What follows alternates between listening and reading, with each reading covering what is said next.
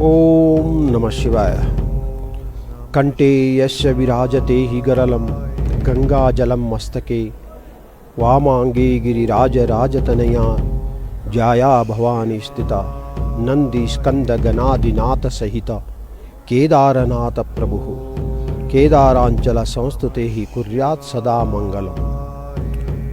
मैं राजशेखर लिंग, प्रधान अर्चक, प्रधान पुजारी श्री केदारनाथ मंदिर। केदारनाथ 12 ज्योतिर्लिंग में 11वें ज्योतिर्लिंग के रूप में माना जाता है।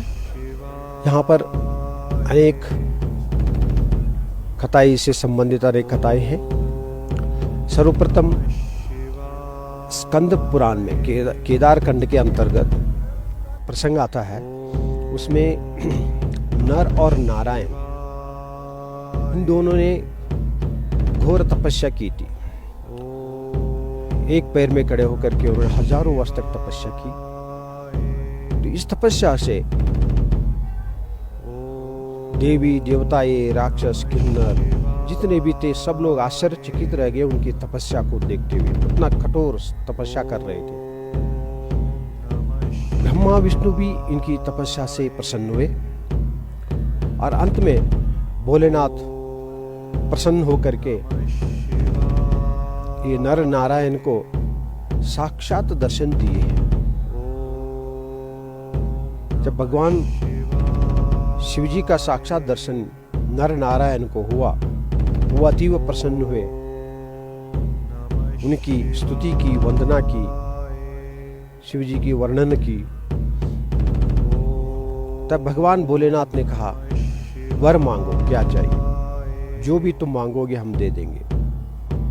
उस समय नर नारायण ने ये प्रार्थना की भोलेनाथ से, आप सदा के लिए इस स्थान पर विराजमान हो जाइए, उपस्थित हो जाइए। शिव जी ने कहा तथास्तु कहकर के अंतर्धान हो गए। उसके बाद जब और कहानियां आती हैं, उसमें जब महाभारत का युद्ध हुआ उसके अंत में पांडवों ने सोचा कि हमें गो हत्या, ब्रह्म हत्या, इसी तरह अनेक हत्याएं लगी हुई है, इनके निवारण के लिए हमें क्या करना चाहिए। तो उन्होंने अपने गुरु वशिष्ठ महर्षि के पास गए, उनसे पूछा। तो वशिष्ठ महामुनि ने कहा, आप केदार नामक स्थान में जाकर वहां पर भोलेनाथ का, ईश्वर का दर्शन करोगे तो तुम सभी पापों से मुक्त हो जाओगे। गुरु के आदेश पर पांडवों ने राजपार, राजकाम, राजकार्य छोड़ कर यहाँ आए उत्तर भारत की तरफ। सर्वप्रथम हमारे उत्तर भारत में 3 काशी है। एक बनारस काशी, दूसरा उत्तर काशी और तीसरा है गुप्त काशी। पांडव पहले बनारस काशी में आए, वहां दर्शन नहीं हुआ। उत्तर काशी में आए, वहां दर्शन नहीं हुआ।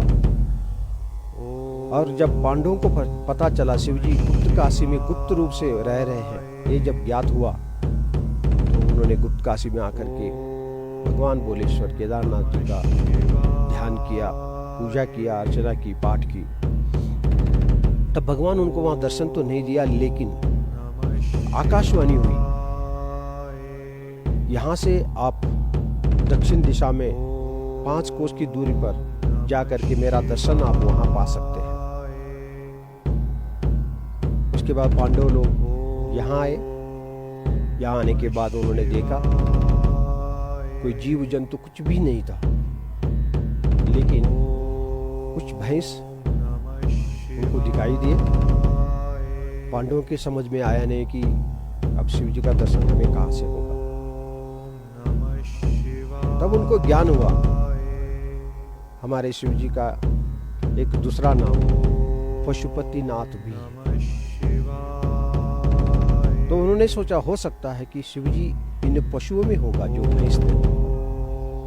तो उस भैंस को उन्होंने स्पर्श करने लगे। एक भैंस उसको उनको स्पर्श करने नहीं दिया। तब उन्होंने सोचा कि यही भगवान भोलेनाथ है। ये सोच करके उसको पकड़ने के लिए दौड़ पड़े।